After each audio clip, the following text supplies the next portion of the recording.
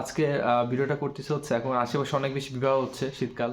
So বিয়ের আগে কি কি ইনভেস্টিগেশন বা টেস্ট করা দরকার। সো আমি এটাকে 4টা হেডলাইনে ভাগ করতেছি। সো প্রথম যে বেসিক টেস্টটা লাগবে সেটা হচ্ছে blood grouping and Rh typing, অর্থাৎ স্বামী এবং স্ত্রীর ব্লাড গ্রুপ কি।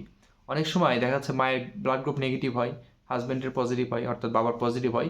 সেক্ষেত্রে বাচ্চার চান্স থাকে যে আরএইচ ইনকম্পিটিবিলিটি, অর্থাৎ বাচ্চার জন্ডিস হওয়ার চান্স থাকে খুব বেশি, এবং এই জন্ডিসের কারণে অনেক সময় বাচ্চা মারাও যায়, এরকম হয়। বা পরবর্তীতে যে কোনো বাচ্চা হলে মায়ের গর্ভে বাচ্চারা মারা যায়। সো এই জন্য ব্লাড গ্রুপ টেস্ট করা খুব গুরুত্বপূর্ণ। নাম্বার 2 হচ্ছে থ্যালাসেমিয়া স্ক্রিনিংয়ের জন্য, অর্থাৎ আমাদের কনফার্মেটরি টেস্ট যেটা করা হয়, অর্থাৎ হিমোগ্লোবিন ইলেকট্রোফোরেসিস। সো এই টেস্টটা করলে যে বাবা ও মায়ের, অর্থাৎ স্বামী বা স্ত্রীর কোনো ধরনের ট্রেট আছে কিনা। অনেক সময় তো থ্যালাসেমিয়া থাকে, বোঝা যায় ছোটবেলা থেকে তার রক্ত নিচ্ছে, তার থ্যালাসেমিয়ার মতো ফেস থাকে, আগে থেকে জানাচ্ছে থ্যালাসেমিয়া রুগী, তো সেক্ষেত্রে তো জানে। তো অনেক সময় দেখা যাচ্ছে স্বামী বা স্ত্রী জানে না, তারা হচ্ছে ট্রেট, অর্থাৎ তাদের মধ্যে মাইনর থ্যালাসেমিয়াটা আছে, ট্রেট আছে। সো এটা যখন দুজনের ট্রেট মিলে যায় তখন কিন্তু বাচ্চার থ্যালাসেমিয়া হতে পারে। সো এই জন্য হিমোগ্লোবিন ইলেকট্রোফোরেসিস এই টেস্টের মাধ্যমে আমরা থ্যালাসেমিয়াটি স্ক্রিনিং করতে পারি স্বামী ও স্ত্রী উভয়ের জন্যই, যাতে বাচ্চার এরকম কমপ্লিকেশন না হয়।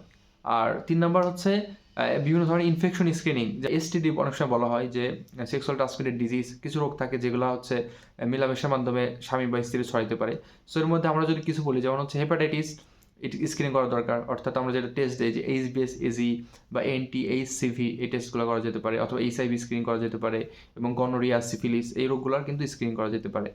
আর 4 নম্বরে হচ্ছে টু সি দ্য সাবফার্টাইলিটি অর ইনফার্টাইলিটি, যে তার ছেলেদের ক্ষেত্রে হচ্ছে সিমেন অ্যানালাইসিস, অর্থাৎ তার যে স্পাম আছে সেটা মর্টাইল কিনা, সেটার হচ্ছে কাউন্ট কেমন, সব কিছু ঠিকঠাক আছে কিনা এটা দেখা যেতে পারে। আর মহিলাদের ক্ষেত্রে to see the evidence of ovulation, অর্থাৎ তার ডিম্বাণু বের হচ্ছে কিনা, মানে সে ফার্টাইল ওম্যান কিনা, এটা দেখার জন্য এই টেস্টটা করা যেতে পারে, বেসিক টেস্ট। সো সবাইকে ধন্যবাদ। আমি একটু সামারি করি। তাহলে আমাদের সবচেয়ে বেসিক হচ্ছে ব্লাড গ্রুপিং, এছাড়া থ্যালাসেমিয়া স্ক্রিনিং, ইনফেকশন স্ক্রিনিং, এবং লাস্ট হচ্ছে ছেলেদের ক্ষেত্রে সিমেন অ্যানালাইসিস, আর মেয়েদের ক্ষেত্রে হচ্ছে to see the evidence of ovulation.